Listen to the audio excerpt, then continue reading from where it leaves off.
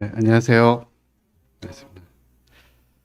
오늘 성경이 읽어지는 이제 두 번째 시간이고요. 이제 성경 개요에 대해서 말씀을 저희가 전하기로 해서 성경이 읽어지네라는 이 책을 가지고 이제 말씀을 저희 나누고 있습니다. 오늘 공부할 내용은요. 구약 성경 39권 전체 다입니다. 오늘은 같이 공부한다 생각하고 이렇게 들어주시면 좋을 것 같고요. 지난 시간에 다음 페이지 한번 보시면요. 성경을 꿰뚫어 보게 하는 안경, 그러니까 첫 번째 과에 대해서 이제 전체 성경 66권을 어떤 관점으로 봐야 되는가를 이제 좀 어려운 주제였어요. 근데 이거를 쉽게 잘 설명을 해주셨고, 첫 번째 관점은 뭐였나요? 성경은 누가 왕이냐를 다룬 왕 싸움 이야기다. 라는 그 내용하고, 두 번째는 셋 계열은 가인결과 섞이면 안 된다. 정복해야만 한다. 섞이지 말고 정복해야만 한다라고 하는 그 내용이었습니다. 기억 안 나시죠? 이게 이 말을 쓰는 이 말투가, 이 책을 쓰신 저자가 자세하게 그 무슨 내용인지를 꽤 많은 분량이더라고요. 성우님제가 쉽게 설명을 했는데 내용을 쭉 읽어보면 꽤 많은 분량에 대해서 설명이 돼 있어서 저는 이 책을 직접 보실 것을 권장을 드립니다. 설명을 수요 집회 시간에 1시간 들어서 이해되는 내용이 아닐 것 같아요. 분량이 꽤 많고요. 그 다음에 좀 자세하게 봐야 되는 내용인 것 같습니다. 그래서 이 두 가지 큰 관점을 가지고 성경 66권을 바라보기 시작하면은, 여기서 이 싸움을 하고 있구나라는 걸 볼 수가 있고요. 그 다음에 이렇게 섞이면 하나님이 다시 이제 징계를 하시고 섞이지 않게 돌이키시고 하는 그 과정이 성경 전체의 내용이다라는 것을 볼 수가 있습니다. 이 구약 성경은 몇 권이죠? 전체요? 39권. 신약 성경은 몇 권이시죠?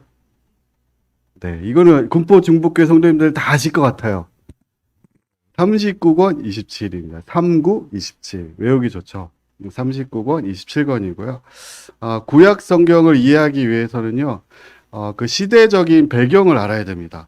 우리가 그 배경을 모르고 책을 이해할 수가 없어요. 저는 오늘, 저희 이제 새로 들어온 직원이 있는데, 인도 친구인데 힌두교예요. 그래서 소고기도 안 먹고, 돼지고기도 안 먹고, 뭐 가리는 게 엄청 많고, 좀 까탈스러워요. 그래서 이걸 어떻게 해야 되나. 이 친구 어떻게 훈련해야 되나 이렇게 고민이 좀 돼서, 지난달에 계속 공부를 했습니다. 인도는 어떤 나라인가? 적을 알고 나를 알아야 백전백승이라고 하죠. 이 친구에 대해서 힌두교는 어떤 종교인가? 이렇게 엄청 공부를 많이 한 17시간 정도 강의를 들었거든요. 그러니까 이제 조금 파악이 되더라고요. 그래서 오늘 낮에 회사에서 신우회를 하는데 이 친구 보고, 야, 우리는 기독교 행사를 지금 할 거야. 가자. 이렇게 담대하게 얘기했습니다. 저는 확실했어요. 이 친구 간다. 가더라고요. 나는 분명히 기독교 행사를 한다고 해서 갔는데, 왜냐면 힌두교는 다신교이기 때문에 아무 데나 가도 됩니다. 확실합니다. 그래서 제가 우리 기도할 때 그 영어로 다 통역을 해줬어요. 이거 기도하고 있고, 예수님의 이름으로 기도했습니다. 아멘 했더니 옆에서 같이 아멘 이러더라고요. 그래서 배경을 알고 내용을 알아야만 이해가 됩니다. 우리가 구약 성경을 이해하기 위해서 중요한 것들 몇 가지만 이해하시면 돼요. 딱 4가지 나라만 이해하시면 됩니다. 첫 번째 나라는 어떤 나라냐면요. 북이스라엘을 멸망시킨 나라예요. 세계사에 나오는 엄청 유명한 나라입니다. 어떤 나라죠? 네, 아시리아.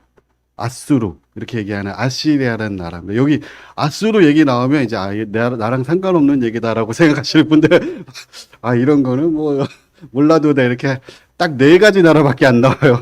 어렵지 않습니다. 아수르 나오고요. 그 다음에 남유다를 멸망시킨 나라가 있습니다. 어떤 나라입니까? 바벨론입니다. 바벨론이고요. 바벨론은 지금으로 말하면 이라크 쪽에 있는 나라였어요. 이라크. 그 다음에 바벨론을 멸망시킨 나라가 있습니다. 어떤 나라일까요? 페르시아. 네, 바사라는, 성경에는 바사라고 기록이 되어 있고요. 그 다음에 페르시아를 멸망시킨 나라가 있어요. 어떤 나라일까요? 그리스죠. 네, 헬라고 알렉산더 제왕이라고 세계사에서 배웠을 겁니다. 알렉산더 제왕이 나라 그 페르시아를 멸망시켰습니다. 그러니까 총 4개 나라가 변화되죠. 아시리아 전 세계를 통일했어요. 그 당시에 말하는 전 세계 아시리아, 그 다음에 바벨론, 그 다음에 페르시아, 그 다음에 헬라. 이렇게 4개 나라가 바뀌면서 전 세계 정권이 바뀌어가고 있습니다. 그 사이에 이 책들이 나오는 거예요. 그래서 그 나라를 모르고 이 성경책을 보게 되면은 자꾸 아수르 얘기를 엄청 많이 들었는데 아수르가 뭐 모세 때 있었던 나라인가 이게 헷갈리잖아요. 이게 어떤 나라인지를 우리가 공부해 볼 필요가 있습니다. 성경책은 언제 모여서 만들어졌을까요? 오늘은 구약 성경에 대해서만 말씀을 드릴 건데요. 구약 성경에 나오는 남유다는 기원전 586년에 사라집니다. 누구한테 멸망을 했냐면요. 바벨론이라는 나라한테 멸망을 했어요. 그 전에 이스라엘은 아수르라는 나라한테 먼저 멸망을 했고요. 유다는 조금 더 버티다가 바벨론이라는 나라에서 멸망을 하게 됩니다. 그런데 바벨론 다음에 헬라 제국이 페르시아 제국이 들어오고요. 그 다음에 헬라 제국이 들어옵니다. 근데 헬라의 알렉산더 대왕이 그 중동 지방을 전체 다 통일을 한 다음에 알렉산더 대왕은 일찍 죽어요. 그래서 후계자가 없이 죽은 다음에 그 전 세계를 통일하면 뭐 합니까? 자기가 죽었는데. 그래서 그 다음 후계자가 없어가지고 부하들이 그 나머지 지방들을 다스리게 됩니다. 그 중에 이제 이집트의 어디죠? 프톨레마이오스가 알렉산드리아는 도시를 다스리게 되고요. 프톨라미오스 2세가 그 당시에 알렉산드리아에 살고 있던 유대인들을 모아서 72명의 랍비를 모아가지고요. 구약 성경을 히브리어로 되어 있는 구약 성경을 헬라어로 번역을 하게 시킵니다. 그때가 언제냐면은 기원전 죄송합니다.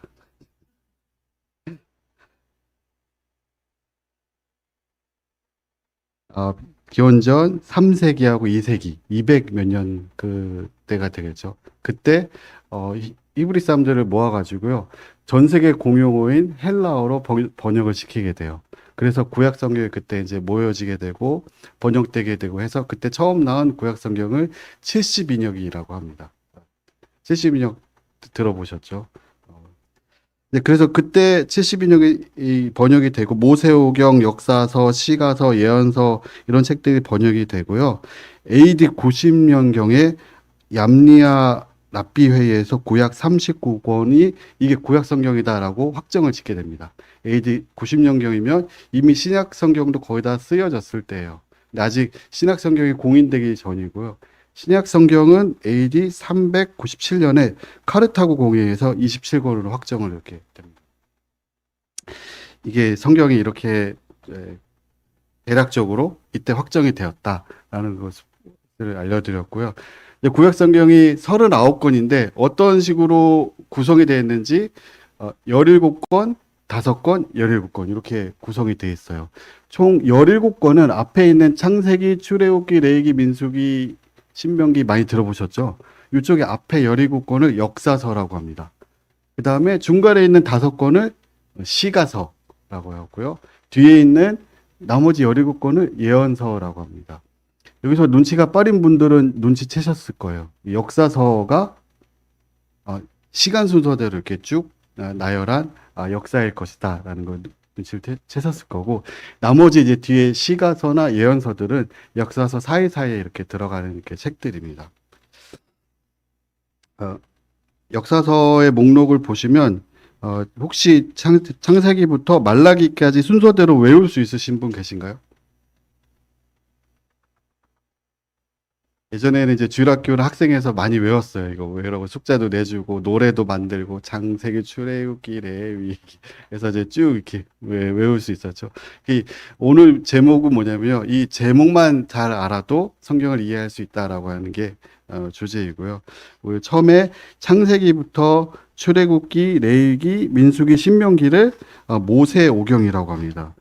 처음에 창세기, 출애굽기, 레위기, 민수기, 신명기 5권을 모세가 기록을 했다라고 학자들이 보고 있어요. 그래서 모세 오경. 그 다음에 이제 나머지 책들이 이렇게 기록이 돼 있고요. 다음 페이지를 한번 보시면요. 역사서 중에 우리가 그 시대를 6가지 시대로 나눌 수가 있는데요. 이 전 페이지인 것 같습니다. 6가지 시대로 나눌 수 있는데 첫 번째가 창조 시대, 창세기 1장부터 11장까지이고요. 인류의 일반적인 역사입니다. 그 아브라함이 나타나기 전까지 전 세계 세계사라고 보시면 돼요. 지난 시간에도 성훈 형제님이 이제 얘기했었죠. 11장까지 그 일반적인 전 세계 세계사 역사다. 이렇게 보면 되고, 그다음에 12장부터 50장까지를 성경에서 보시면 족장 시대라고 합니다. 여기 족장이 누가 나오죠? 첫 번째 아브라함 나오고요. 아브라함의 아들 이삭이 나오고, 이삭의 아들 야곱과에서 해서 야곱 나오고, 야곱의 아들 12아들들 중에 요셉까지 해서 그 4대 정도가 기록된 책이 이 족장 시대입니다. 그래서 성경을 보시면 이 창조 시대는 훨씬 길어요. 그 수십 대가 내려오죠. 그 다음에 수천 년이 지나갔는데 11장에 끝나고요. 12장부터 50장까지는 4대인데 훨씬 자세하게 기록이 되어 있어요. 그러니까 성경에 많이 기록된 부분이 긴 기간은 아니고요. 하나님이 성경을 기록하실 때 사람들에게 중요하게 전달돼야 되는 부분들을 더 길게 기록을 하셨어요. 그러니까 성경을 기록하신 목적은 사람들이 하나님을 알게 하고 구원받게 하기 위해서 기록을 하셨기 때문에 성경에는 모든 목적은 기록을 하고자 하는 분의 그 의도가 담겨져 있습니다. 그리고 그 다음 시대는 어떤 시대냐면은 모세 시대라고 합니다. 이제 출애굽기, 레위기, 민수기, 신명기. 이제 모세가 이스라엘 백성들을 이집트에서 출애굽을 시켜서 가나안까지 들어가기 직전까지 시대를 모세 시대라고 하고 이야기하고요. 이제 모세 오경이 여기에 이제 속하는 내용이죠. 그 다음에 사사 시대입니다. 여러분들 사사 시대 들어보셨죠? 아직 이스라엘의 왕이 나오기 전까지의 시대 기록들이 우리 여호수아, 사사기, 룻기, 사무엘상, 사무엘하까지가 이제 사사 시대입니다. 근데 사무엘상, 사무엘하 보면은 이미 그 사울왕도 나오고 그 다윗왕도 나오는데 사사 시대로 이제 학자들이 분류를 했어요. 그러니까 마지막 사사를 사무엘로 보고 있습니다. 이스라엘 마지막 사사. 왕정 시대랑 어느 정도 겹치죠. 그 다음에 이제 왕이 세워지는 시대가 생깁니다. 그때가 이제 열왕기상, 열왕기하, 역대상, 역대하 이렇게 기록이 되어 있고요. 그 중에 역대상은 왕정 시대만 기록한 것이 아니라 아담부터 그 다음에 이스라엘의 그 다윗까지 창조부터 다윗의 역사까지 전부 다 기록이 되어 있습니다. 역대상, 역대하요. 그 다음에 포로 시대는 에스라, 느헤미야, 에스더. 여기 포로 시대라고 되어 있는데 이스라엘이 멸망했어요. 북이스라엘도 멸망하고 남유다도 멸망해서 그 뒤에 역사가 기록된 데가 에스라, 느헤미야, 에스더까지입니다. 그래서 성경책을 앞에 17권만 자세히 보시면 예수님 오시기 직전까지 내용 다 끝납니다. 그래서 저는 예전에 처음에 에스더 다음에 이제 그 다음 시가서 나오고 쭉 이렇게 시간 순서대로인 줄 알았어요. 근데 에스더에서 끝납니다. 까지가 시간 순서대로 거기서 끝나고 다음 책들은 이제 이 시간적 순서에 중간중간에 끼어 있는 것을 보게 됩니다. 여기서 이제 창세기부터 오늘 말라기까지 35권에 대해서 개요를 다 해야 되는데 제가 오늘 이렇게 공부를 하면서 성경이 읽어진 애는 저는 역사 시대에 있어서까지만인 것 같습니다. 뒤는 제가 잘 안 읽어졌었거든요. 이거 쉽게 설명이 쉽지 않을 것 같다라는 생각을 해보게 되고 열심히 공부해야겠다는 생각을 해보게 됩니다. 창세기부터 보시도록 하겠습니다. 창세기는요. 세계사와 이스라엘 이제 국사의 이제 출발점이고요. 이제 두 기둥입니다. 창세기 1장부터 11장까지가 전 세계 세계사가 다 들어가 있어요. 그러니까 창세기의 내용이 사실은 인류사의 절반이 거의 그냥 다 들어가 있는 거예요. 짧은 내용이지만 1장부터 11장까지가요. 그래서 예전에 김광 선생님이랑 공부할 때 거의 창세기 내용이 되게 많았거든요. 여기서 성경의 기본적인 기틀이 다 이렇게 나온다라고 이렇게 얘기를 했었고요. 모든 기원에 대해서 이야기하고 있고, 창세기는 우주가 어떻게 만들어졌는지, 인간이 어떻게 만들어졌고, 가정이 어떻게 만들어졌고, 죄는 어떻게 생겼고, 그 예배는 어떻게 생겼고, 산업은 어떻게 생겼고, 음악은 어떻게 생겼고, 다 전 세계가 어떻게 생겼는가를 창세기에서 다 이야기를 하고 있습니다. 대단한 책이죠. 그러니까 성경의 맨 앞에 좀 많은 부분은 차지하고 있지는 않지만, 그냥 창세기의 시간적 내용을 봤을 때는 전 세계 인류를 설명하고 있는 책이 창세기다라고 이렇게 보시면 되게 됩니다. 그다음에 인류가 어떻게 일반적인 역사, 어떤 민족이 어떻게 흩어지게 되고, 뭐 셈족은 누구고, 뭐 야베족은 누구고, 노아 형사는 어떻게 일어났고, 이런 내용들이 기록이 되어 있고요. 12장부터는 아브라함이 등장합니다. 이때부터는 하나님이 건설하시려고 하는 그 나라에 대해서 이스라엘 나라에 초점이 맞춰집니다. 아까 성경을 보는 관점 두 가지 중에 첫 번째가 뭐였죠? 누가 왕이냐. 그래서 하나님은 이 세상에 하나님이 왕인 나라를 하나를 만드셨어요. 그게 이제 이스라엘이죠. 그래서 그 나라에 대해 하나님은 성경의 초점이 거기 다 맞춰져 있고, 전 세계에 있는 모든 사람들이 그 나라를 바라보기를 원했습니다. 그래서 이스라엘이 시작되는 그런 내용들이 나오죠. 그래서 50장까지 아브라함, 이삭, 야곱에 대한 내용이 나옵니다.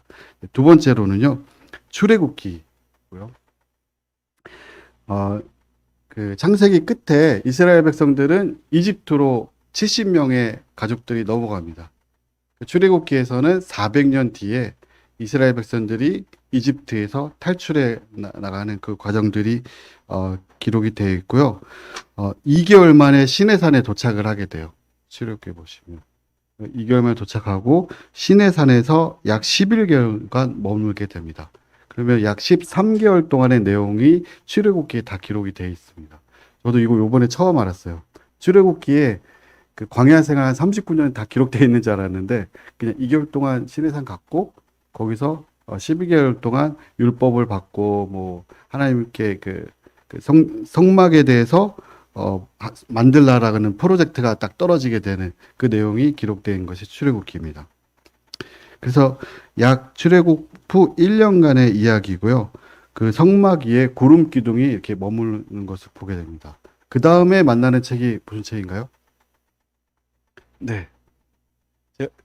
대부분의 사람분들이 제일 어려워하는 책. 갑자기 레위기가 딱 나와서 성경 율동을 방해하죠.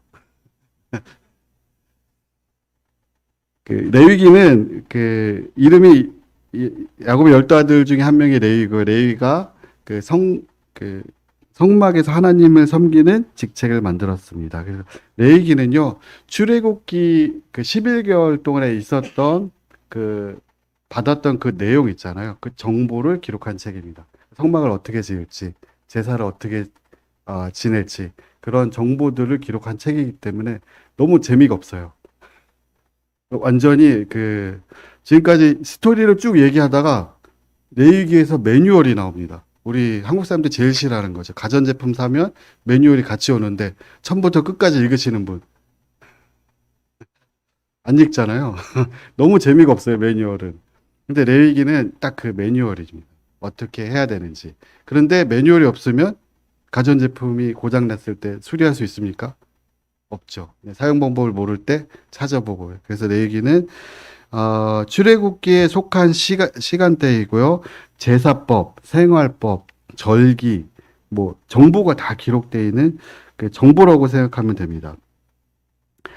그리고 이제 그 다음 나오는 책이 민수기입니다. 민수기는 백성민자, 숫자 할 때 그 숫자. 그래서 백성의 숫자를 센다. 그 인구 조사가 내용이고요. 드디어 가나안 땅으로 다시 출발합니다. 13개월 만에요. 출발할 때 20세 이상의 사람이 몇 명 있는가, 이거를 세었던 거예요. 민수기에서 인구 조사를 하게 되고요. 그 출애굽기를 읽고 나서 그 다음에 스토리가 레위기에서 멈추죠. 너무 지겨우시면요, 민수기를 떼어놓으시면 됩니다. 레이기 띄워넣었고요. 네. 우리 한국 사람들 매뉴얼 안 읽잖아요. 매뉴얼 띄워넣고 스토리는 출애굽기 다음에 민수기입니다. 민수기로 넘어가서 이제 어떻게 출발하는가 이렇게 보시면 되고요. 민수기에서 출발했는데 몇 년 동안 광야에서 있습니까? 39년 동안. 이스라엘 백성들이 출발해서 그 하나님이 약속하신 땅 앞까지 갔는데 그 앞에서 안 들어가겠다고 그랬어요. 그래서 그 안 들어가겠다고 했던 20세 이상의 모든 사람들이 죽기까지 광야에서 그냥 계속 빙글빙글 도는 그런 내용이 이제 민수기입니다. 근데 마지막에 다시 이스라엘 백성들이 그 하나님이 약속하신 가나안 땅 앞에 가게 되고 민수기 후반에 보면은 모세가 거기까지 백성들을 이끌고 요단강 그 건너서 모압 평지까지 이렇게 가게 되죠. 모압 평지에서 마지막으로 모세는 죽게 되죠. 근데 모압 평지를 이스라엘 백성들이 거기를 차지하게 됩니다. 그래서 이스라엘의 세 지파가 그 땅을 자기의 소유로 받게 되죠. 어떤 지파인가요? 루벤, 갓, 그 다음에 므낫세의 반지파가 요단강 동편을 차지하게 됩니다. 지금 이스라엘 지도에 보면 요단강 동편은 이스라엘 아니죠? 아닌 걸로 알고 있는데 맞죠? 거기 이스라엘이라고 하면 난리 날 겁니다. 요단강으로 딱 이렇게 이제 그 갈려져 있는데요. 요단강 동편도 옛날에는 이스라엘 땅이었다 이렇게 보시면 되고요. 그 다음에 신명기입니다. 네, 마지막 모세오경의 5번째 책이죠. 신명기는 어떤 내용인가요? 하나님이 신명이라는 것은 다시 명했다. 다시 명한 책이다라고 하는 내용이고요. 모세가 이제 죽기 전에 모압 평지에서 마지막으로 한 설교입니다. 고별 설교이고 이스라엘 백성들 중에 여호수아와 갈렙 외에는 전부 다 광야에서 죽었어요. 그 전 세대는요. 그리고 그 다음 인구조사 민수기에서 했을 때 20살 이하였던 그 2세대들만 요단강을 건너서 하나님 그 예언한 땅으로 들어가게 됩니다. 그럼 2세대들은 출애굽기, 레위기, 민수기의 내용을 못 들었겠죠. 못 들었어도 어려서 잘 몰랐겠죠. 막 그 있었던 내용들을요. 그래서 신명기에는요 앞에 나왔던 내용을 다시 한번 다 이렇게 이야기를 해줍니다. 그래서 신명기 이렇게 읽다 보면은 너무 지겨워요. 했던 얘기 또 하는 것 같아. 라고 생각을 해야 되는데 새롭죠. 왜냐면 앞에 읽을 때 글자만 봐서 그래요. 다 나왔던 얘기입니다. 신명기에 나왔던 얘기는 출애굽기, 레위기, 민수기에 나왔던 얘기가 다시 한번 반복된다. 이렇게 보시면 되고요. 어떤 분들은 신명기는 잔소리다. 두 번째 하는 얘기다. 했던 얘기 또 하는 얘기다. 이렇게 얘기하는데 우리 이제 2세대들을 위해서 다시 계속 잔소리를 해야 된다라는 것을 깨닫게 됩니다. 우리 요새 이게 찬양을 하더라도 저희는 옛날에 엄청 많이 불렀는데 신곡이라고 되게 좋아하더라고요. 유행은 돌고 돈다 이렇게 보시면 되고 신명기는 다시 한번 하는 내용이다 이렇게 보시면 됩니다. 여기까지가 이제 모세가 기록된 모세오경이라고 보시면 되고요. 그 다음에 이제 여호수아서부터 사사 시대로 넘어가네요, 그죠? 여호수아서는 어떤 내용일까요? 여호수아서란 책은 이름이 여호수아라는 모세 후계자의 이름을 따와서 만든 책입니다. 드디어 요단강을 건너서 가나안 땅을 정복하기 시작을 하고요. 하나님 나라를 만들겠다고 하셨는데 국민은 만들어졌어요. 벌써 인구가 60만 명 이렇게 됩니다. 그 다음에 주권도 만들어졌어요. 지난 시간에 주권은 무엇이라고 했나요? 우리 법대 나온 성원이 형제님이 주권은 법이다. 법이 있으면 주권이 있다고 그렇게 했죠. 그래서 율법이 주어졌기 때문에 국민과 주권이 형성이 됐습니다. 근데 맨 마지막에 실제 영토를 갖게 되는 때가 여호수아 때입니다. 여호수아 때 이스라엘 백성들이 요단강을 건너서 넘어가서 12지파별로 땅을 분배받고 그것을 차지하는 그런 내용들이 납니다. 마지막에 여호수아도 고별 설교를 하게 되고요. 그 다음 나오는 책이 사사기죠. 네, 사사기는 분배받은 땅에서 정착을 하는데 여호수아가 죽자마자 이스라엘 사람들은 우상 숭배를 시작을 합니다. 그러면 또 주변에 있던 나라들도 쳐들어오고 원래 그 가나안 땅에 살고 있던 가나안 7족속들이 계속 이스라엘을 괴롭혀요. 그러면 그때마다 하나님이 사사를 보내시죠. 그래서 군대 지도자들을 보냅니다. 리더들을 보내서 블레셋 사람들을 물리치고 삼손도 나오고 입다도 나오고 많은 사사들이 나타나죠. 나타나서 물리쳤습니다. 그런데 또 다시 돌아가고 했던 그 내용들이 사사기고요. 왕이 생기기 전에 혼탁한 이스라엘을 나타내주고 있다라고 이렇게 이야기를 하고 있는데요. 또 저는 지난 시간에 되게 그 새로운 관점을 또 봤어요. 사사기 하나님이 원했던 나라는 이런 나라다. 하나님이 왕이신 나라. 근데 사람들은 사사 시대에 만족을 못하죠. 그래서 왕을 세워달라라고 해서 이제 왕이 세워지는 그 시대가 생기기 직전에 룻기가 하나 나옵니다. 룻기가 참 재밌는 책이에요. 갑자기 역사 얘기를 쭉 하다가 한 여인에 대해서 이렇게 나와요. 누구죠? 나오미하고 룻이죠. 그 나오미네 집이 망했어요. 망했는데 며느리 중에 하나, 며느리가 둘이었는데 나오미가 이제 남편도 죽고 자식도 다 죽고 해서 고향으로 돌아가려고 할 때 룻이 따라오죠. 따라오는 그 내용이 룻기입니다. 이 내용은 고부간에 관한 내용은 아니라고 합니다. 그렇게 해석을 할 수도 있는데 시어머니가 가자면 며느리 가야지 뭐 이런 내용은 아니고요. 어떤 내용이냐면요. 이 나오미의 가정을 몰락한 이스라엘로 보고요.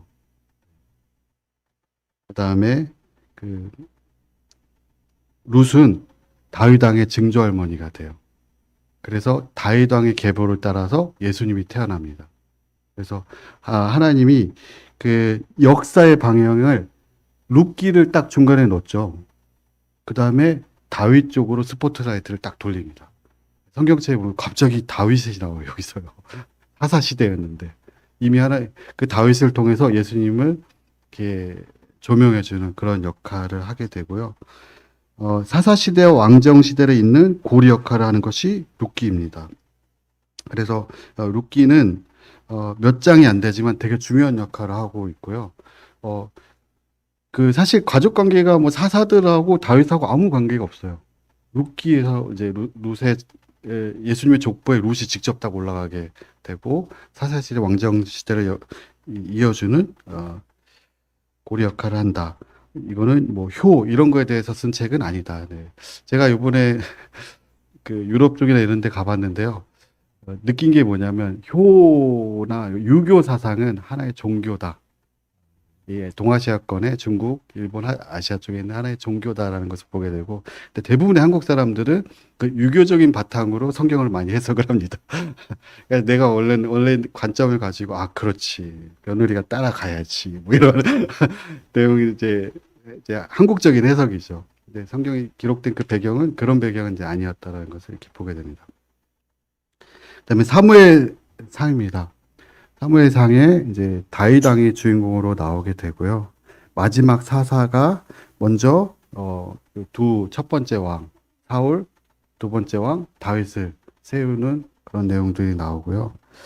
사무엘상의 초기에는 뭐 사무엘에 대한 내용도 나오고 그 다음에 사울 왕에 대한 내용도 나오는데요. 이제 후반부로 들어갈수록 완전히 성경책은 다윗 왕에 대한 내용으로 전체 다 이렇게 바뀝니다. 그러니까 성경에서 어느 내용을 많이 기록하고 있느냐가 하나님의 초점이 거기 있다라고 이렇게 보시면 돼요.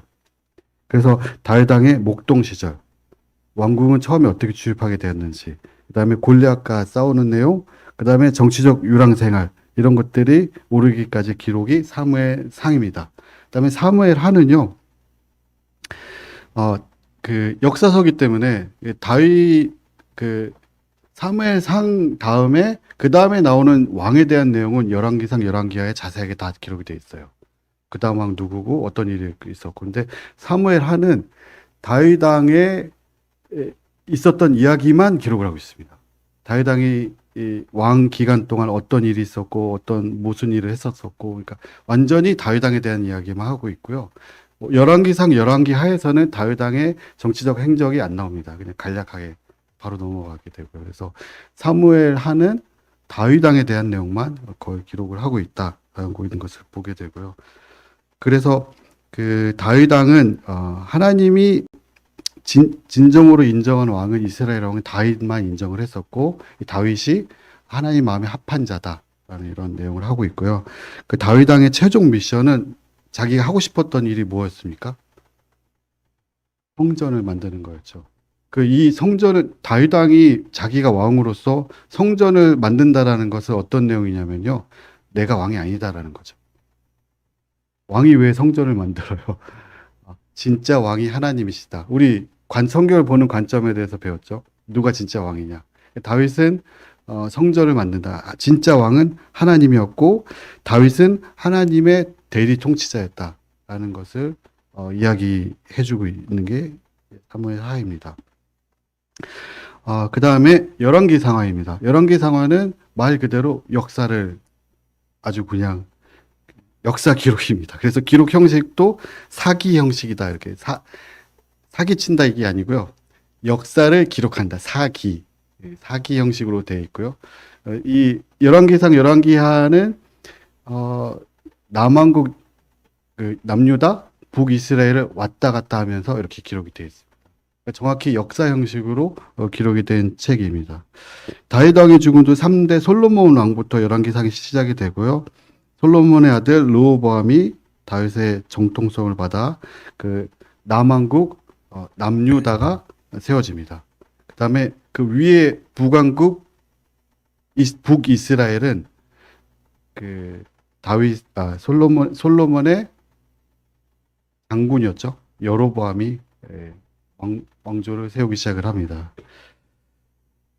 그래서 처음에는 이스라엘이라고 하면은 남북 그 통일된 이스라엘을 얘기하고 있는데요. 이때부터는 이스라엘이라면 북왕국을 얘기하고요. 남왕국 유다 이렇게 따로 이야기를 하고 있습니다. 그 남왕국부터 말씀을 드리자면 르호보암부터 마지막 왕 시드기야까지 20명의 왕들이 바뀌면서 남왕국 이스라엘이 이렇게 진행이 되고 있고요. 북왕국 유다는요. 정통성이 없는 거죠. 하나님이 여로보암을 왕을 세운 적이 없잖아요. 내가 그냥 쿠데타죠. 나 왕이야 이렇게 해가지고 북왕국 이스라엘은 9번이나 왕조가 바뀝니다. 쿠데타가 9번이 쿠데타로 시작한 나라 쿠데타로 망한다. 계속 쿠데타 일어나요. 9번 바뀌고요. 왕들도 19명의 왕들이 통치했고요. 훨씬 722년에 북왕국 이스라엘을 멸망합니다. 그래서 열왕기상은 이스라엘은 아수르의 722년에 망하고 남왕국 유다는 바벨론의 586년에 망합니다. 여기까지 열왕기상 역대하가 기록이 되어 있고 그 다음에 망한 다음에 시작되는 시대가 포로 시대인데요. 이제 두 나라가 멸망할 때 나오기 시작한 사람들이 이제 선지자들이 나오기 시작을 합니다. 선지자들이 했던 얘기는 명확합니다. 딱 세 글자로 이야기 정리할 수 있습니다. 무엇을 얘기했을까요? 뒤에 나오는 예언서는 딱 한 가지 얘기만 하고 있어요. 모든 책이 망한다. 니네 그렇다 망한다. 이게 주제예요. 그리고 이제 그 선지자들이 활동했던 시기도 망하는 시기였어요. 그때부터 이제 선지자들이 나오고 이제 활동을 하기 시작을 했었고요. 그 다음에 역대상 하나는요. 역대라는 말은 우리 역대회장, 역대급이다 할 때 그 역대 같은 말이에요. 역대상.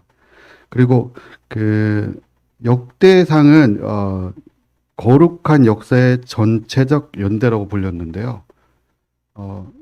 역대상하에 기록된 역사는 아담부터 시작해가지고 고레스 칙년까지 와요. 그 고레스 왕은 그 포로 시대 그 왕이죠. 그때까지 전체 내용을 기록하고 있고요. 역대상은 다윗이 왕이 된 이후부터 의 역사인 사무엘하 내용을 기록하고 있고, 역대하는 솔로몬부터 남유다 왕까지 기록이 되어 있고요. 역대상, 역대하에는 특이한 게 북이스라엘에 대한 내용은 하나도 안 들어가 있습니다. 그냥 남유다만. 그러니까 하나님이 아담으로부터 시작해가지고 다윗까지, 그러니까 이스라엘의 역사를 이렇게 와서 그 다음에 포로 시대 내용까지 기록이 되어 있어요. 그래서 역대상, 역대하를 보면은 어떤 생각이 드냐면, 하나님의 역사가 열왕기상 열왕기하는 이스라엘의 역사로 끝나죠. 그런데 이어질 것 같은 느낌이 듭니다.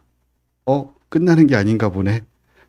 역대상 하나님이 시작하신 계획이 그냥 그걸로 끝나는 게 아니라 그 다음이 있을 것 같다라고 하는 신약 성경을 예시해주고 있는 것을 보게 됩니다. 이 열왕기상하는 왕정 시대에 대해서 이야기하고 있지만 역대상하는 역사가 신약을 향해 갈 거라는 사실을 말하고 있습니다. 그리고 북이스라엘에 대한 내용이었고요. 그 다음에 마지막 이제 포로 시대에 있는 그 영적인 지도자들 나오거든요. 뭐 에스라, 느헤미야, 에스더, 에스겔, 다니엘, 학개, 스가랴, 말라기 모두 유다 사람들입니다. 북이스라엘이 안중에서 사라지게 돼요. 하나님의 그 포인트가 위에가 사라지게 되고요. 저는 지난 시간에 우리 학생의 말씀이 이제 세례 요한이었는데, 죄송합니다. 예수님이 그 사마리아 지역을 지나가는 내용이었는데, 사마리아를 그 당시에 이스라엘 사람들이 아예 무시했거든요. 무시한 이유가 있더라고요. 찾아보니까 성전 지을 때 사마리아 사람들이 방해했대요. 그래서 멈추고, 사마리아 사람들이 항상 문제였고, 역사에서도 역대상에도 지워버리고 막 이러니까 예수님 시대에 오니까 사마리아는 아예 스킵 이렇게 됐었던 것 같습니다. 그래서 이제 어쨌든 하나님의 그 초점은 유다에 맞춰져 있고, 역대상 역대하의 기록이 이렇게 끝나게 됩니다. 그다음 이제 포로 시대로 넘어가게 되게 되는데요. 에스라, 느헤미야, 에스더입니다.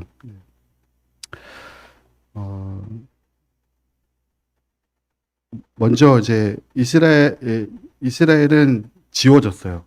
지금부터 설명 안 해도 될 것 같습니다. 남유다를 얘기하자면, 남유다가 바벨론에 멸망한 뒤에 사람들을 포로로 데려갑니다. 첫 번째 포로, 두 번째 포로. 그 바벨론이 통치하고 있을 때 이스라엘 사람들이 많이 포로로 끌려갔었고, 다시 바벨론이 망하고 그 다음에 들어온 나라가 페르시아죠. 페르시아 왕이 포로를 돌려보냅니다. 나는 관대하다 이러면서 돌려보내요. 페르시아 왕의 왕비가 누구죠? 에스더 왕비였고요. 그 페르시아 왕이 300에 나오는 나는 관대하다 주인공입니다. 그 영화 300에 나오는 그 사람이 페르시아 왕이었는데요. 그래서 그 돌려보냈을 때 첫 번째 스룹바벨하고 예수아가 돌아와서 성전을 건축하게 돼요. 그래서 이게 그 성전 재건의 꿈을 가지고 기양을 했었고요. 중간에 성전 건축이 방해를 받게 되고 중단되죠. 사마리아 사람들도 방해하고 주변의 사람들 방해해서 중단됐을 때 학개 스가랴가 힘을 내도록 격려를 했었고요. 그 다음에 에스라가 귀향을 하게 됩니다. 40년 후에 죄송합니다. 그 성전 때문에 돌아오고 나서 40년 뒤에 에스더 사건이 벌어집니다. 에스더가 이제 페르시아 왕의 왕비였었고 에스더 사건이 있었고 그 후 20년 뒤에 에스라가 귀향을 하게 돼요. 그 에스라가 귀향을 했을 때는 이미 성전 지어져 있었죠. 에스라 귀향하고 나서 또 13년 후에 느헤미야가 귀향을 하게 되죠. 느헤미야가 이스라엘에 돌아왔을 때는 성전 지으러 들어온 건 아니었고요. 성벽을 재건하러 이렇게 다시 돌아왔었습니다. 그래서 시간 순서대로 스룹바벨과 에스라가 귀향을 해서 성전을 재건했고 그 중간에 멈췄던 것을 학개 스가랴가 다시 독려를 해서 다시 지었고요. 그 다음에 에스라가 돌아와서 그 사람들에게 이스라엘이 다시 회복할 수 있도록 성경을 알려주고 사람들에게 말씀을 전해주는 그런 일들을 했었고 느헤미야가 총독으로 다시 돌아와서 성벽을 재건하는 이런 역할을 했었습니다. 여기까지 포로 시대가 끝나는 내용입니다. 네, 그 다음 시가서로 넘어가겠습니다. 이제 시가서는 이스라엘의 역사를 보면 세 부류의 사람들이 하나님의 말씀을 사람들에게 전파를 했었어요. 지금 현대 시대에는 이렇게 나와서 교회에서 말씀을 이렇게 전파를 하죠. 이거가 성경적일까요? 어, 근데 이러진 않았었어요, 예전에. 제가 봤을 때는 예수님 시대도 이렇게 마이크 들고 앞에 나와서 이렇게 앉아서 하진 않았을 것 같습니다. 여러 가지 문화적인 차이가 있었겠죠. 이 당시에는 어떻게 말씀을 전했냐면, 첫 번째, 제사장들이 사람들에게 말씀을 전했습니다.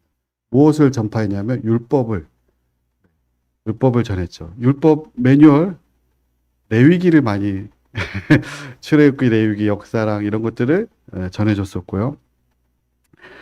그 다음에 두 번째, 사람들에게 말씀을 전하는 사람들은 선지자들이 있었습니다. 선지자들이, 하나님 말씀과 미래의 일들을 전파를 했겠죠. 사람들에게, 망할 것이다. 돌이켜라. 이런 내용들을 했었고요. 그 다음에 지혜자들이 있었습니다. 지혜자들이 지혜 학교를 세우고 제자들을 가르쳤습니다. 선지자들은 선지자 학교가 있었다라는 기록이 있고, 그다음에 지혜자들은 지혜 학교가 있었다라는 기록이 있습니다. 그래서 전도서에는 이제 전도서의 전도자라고 나오는 사람은 아마 그런 교사, 지혜를 가르치는 교사였을 것이다라고 이렇게 생각을 해보게 되고요. 잠언과 전도자의 선지자의 생도들, 뭐 선지자의 아들들 이런 내용들이 나오는데 아마 지혜 학교의 생도들, 내 아들아 이렇게 하는 내용들이 그 선생님이 그 학생들한테 지혜를 가르쳐주는 학교가 있었다라고 이렇게 보게 됩니다. 근데 이 지혜 학교라는 거는 이스라엘만 있었던 게 아니라 고대 근동에 많이 있었어요. 이런 식의 이제 학교들, 무엇이 지혜다.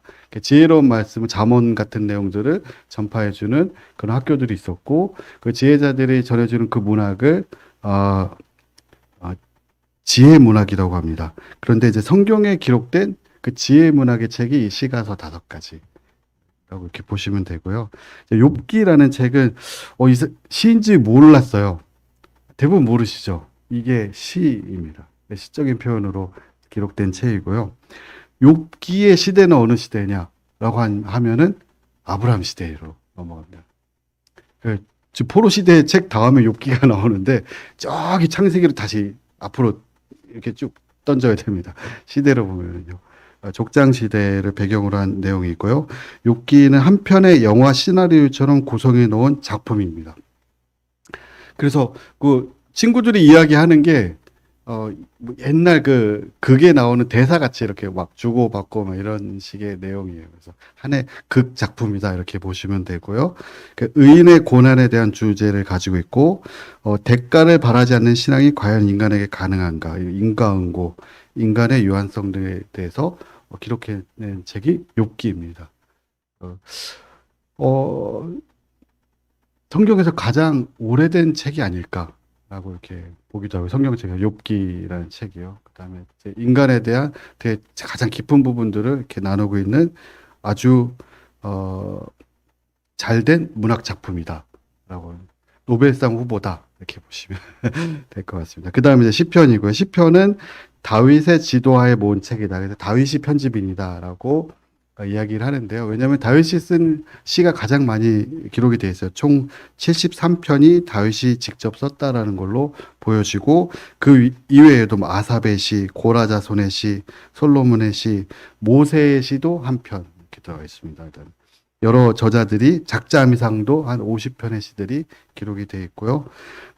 이 시의 주제들은 창조와 구원의 하나님을 묘사하고 있고 하나님을 찬양하는 그런 내용들이 있는 시이고요. 잠언은 솔로몬의 잠언이라고 일컬어집니다. 하지만 잠언에도 그 아굴의 잠언 30장은 아굴의 잠언이고요. 또 31장 르무엘 왕의 어머니가 그를 훈계한 잠언, 그러니까 다른 저자들도 함께 끼어져 있다는 것을 보게 되고, 잠언의 목적은 3가지로 보시면 됩니다. 첫 번째, 어리석은 자를 슬기롭게 한다. 제가 본인이 어리석다, 그러면 저만을 읽으시면 되고요. 두 번째, 젊은 자에게 지식과 근신함을 준다. 내가 젊다, 그러면 잠언을 읽어야 될 것 같고요. 세 번째, 지혜 있는 자는 더 지혜롭게 한다. 내가 지혜롭다, 그럼 잠언을 읽어야 됩니다. 다 읽으셔야 될 것 같습니다. 모두가 읽어야 되는 책이 잠언인 것 같고요.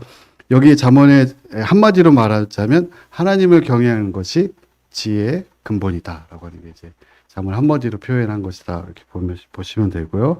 전도서는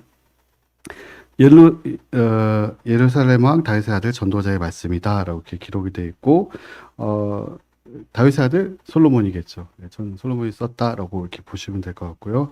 하나님을 경외하고 명령을 지키는 것이 사람의 본분이다. 그러니까 사람의 본분, 하나님 없는 삶은 허무하다라는 것을 이야기해주고 있고 전도서나 잠언 같은 게 이게 지혜 문학의 가장 기본적인.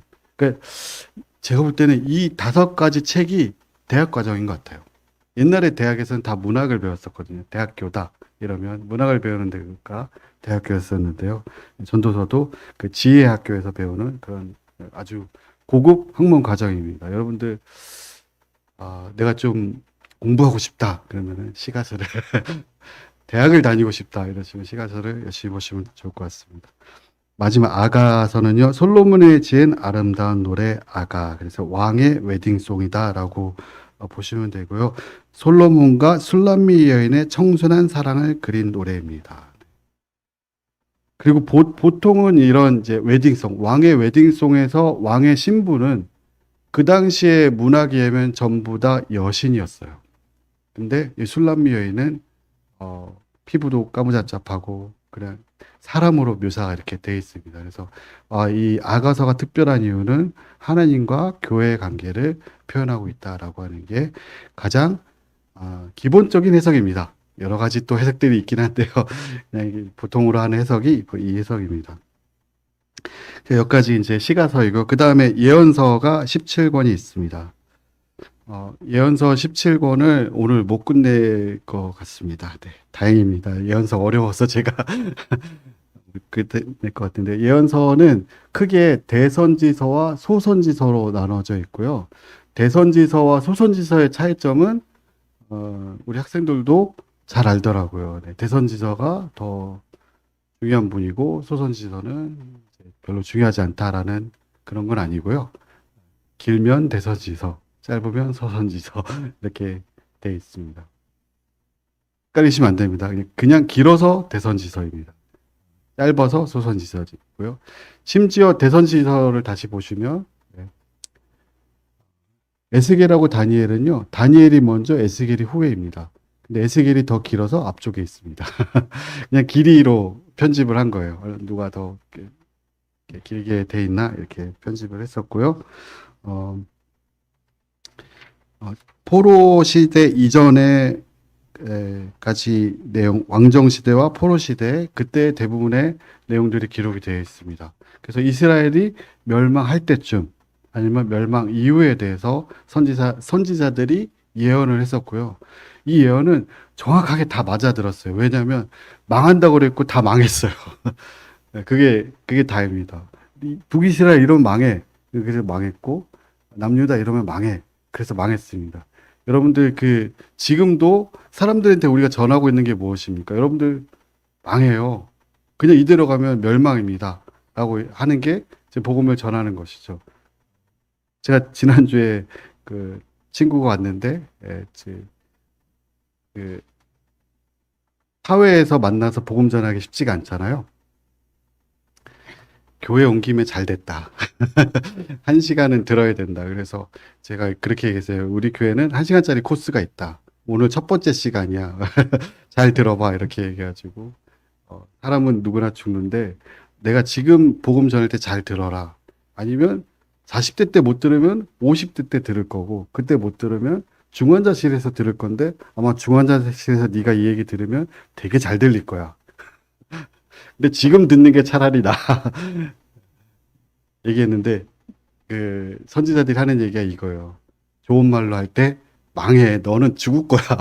이 나라 망할 거고 남유다도 망할 거고 북이스라엘도 다 망할 거야. 좋은 말로 할 때 들어라. 라고 하는 게 선지자들의 내용입니다. 네. 그래서 이제 크게 보면 이제 대부분의 선지자들이 남유다에서 활동을 했었고요. 3명의 선지자가 북이스라엘에서 활동을 했었습니다. 북이스라엘에서 활동한 선지자는 3명이었는데 호세아, 아모스, 요나 요 세 분이 북이스라엘에서 활동을 했었고요. 시대는 여로보암 2세 때 그 북이스라엘의 역사상 최전성기 때 활동을 했었습니다. 제일 잘 살 때 그때 활동했었고 이 여로보암 2세 이후 40년 뒤에 멸망합니다. 그러니까 거의 최전성기 얼마 안 있어서 멸망할 시기였었고요. 호세아가 이야기했었죠. 마치 내가 그, 그, 몸 파는 여인과 결혼한 것처럼, 음란한 여인과 결혼한 것처럼, 북이스라엘이 너희가 이런 상태다. 라고 하는 것을 사람들한테 보여주고, 이러면 망한다. 하나님께 돌아와야 된다. 이렇게 얘기를 했었고요. 또, 아모스도 같은 얘기를 하고 있습니다. 아모스는 남유다 사람이었어요. 이 사람은 북이스라엘 사람이 아닌데 남유다 사람인데 북이스라엘 사회에 많은 관심을 가지고 있던 사회학자였어요. 왜 이제 적국에서 이렇게 선지자 활동을 했었네요. 근데 호세와 같은 시기에 활동을 했었고 그 여러 번 있을 때 이야기를 하고 있습니다. 그래서 이 사회의 정의를 외치고 그 야성을 지닌 사회학자였다. 이렇게 아모스를 표현하고 있는데요. 그 다음에 나왔던 선지자가 요나입니다. 요나는 또 똑같이 여러 번 2세 활동을 했었고, 그는 이제 어디가 그 북이스라엘이 멸망을 하냐면요. 아수르에 멸망하게 되죠. 아수르의 수도는 니느웨입니다. 이 당시에 전 세계에서 가장 큰 도시가 니느웨였어요. 그래서 요나는 니느웨에 가서 하나님 말씀을 전해라. 니느웨가 멸망한다. 라고 하는 이상한 명령을 받았어요. 다 이스라엘한테 얘기하는데 왜 적국에 가서 니느웨가 멸망한다라고 이야기를 하게 돼. 그래서 전 처음 들어보는데 이 책을 쓰신 분은 이렇게 표현했어요. 구약에 나타난 해외 선교다. 니느웨에 가서 하라고 했더니 니느웨 사람들이 회개를 했어요. 그래서 이 아수르가 멸망하는 게 조금 늦춰집니다. 어차피 이제 멸망을 하게 되는데요. 그래서 요나가 어디로 도망갔습니까? 다시스. 제가 이제 스페인 간다고 하니까 어떤 자매님이 저한테 그러더라고요. 다시스로 도망가시나요? 이러다. 네, 다시스가 이제 스페인 남부의 그 지브랄터 해협이라고 그러죠. 아프리카 사이에 그 조그마한 해협이 있는데 거기 땅끝이 다시스라는 마을이에요. 아니 이스라엘에서 이 당시에 다시스까지 도망을 가면은 땅 끝까지 그러니까 지구 끝까지 난 가겠다. 진짜 가기 싫은 거예요. 내가 여길 가느니 북극을 가겠다. 이런 얘기인 겁니다. 다시스로 도망을 가다가 다시 백해서 니느웨로 이렇게 가게 되죠. 니느웨로 가서 아수르 사람들한테 북이스라엘 사람이 아수르 사람한테 가서 복음을 전했다라고 하는 게 이제 요나 내용입니다. 그 다음에는 나머지는 전부 다 남유다 분들인데요. 네. 시간이 다 돼서 여기까지 하고 기도하고 마치도록 하겠습니다. 네. 하나님 아버지 참 감사를 드립니다. 이렇게 수요 집회 시간을 통해서 우리 성경의 큰 틀에서 어떤 내용인지 저희들이 살펴보고 또 공부해 볼 수 있도록 인도해 주셔서 감사를 드립니다. 이 성도님들이 이제 성경책을 자세히 보고 또 저희가 공부해 감으로 좀 하나님의 말씀하시고 있는 것들이 무엇인지 저희가 마음으로 깨달아 알 수 있도록 주님 인도하여 주길 원하옵나이다. 또 주님이 이제 귀한 교사들을 세워주시고 형제님들을 세워주셔서 이러한 일들에 헌신하고 또 함께할 수 있도록 인도하여 주길 원하옵나이다. 오늘 함께하신 주님께 감사드리오며 주 예수님의 이름으로 감사하며 기도드렸습니다. 아멘.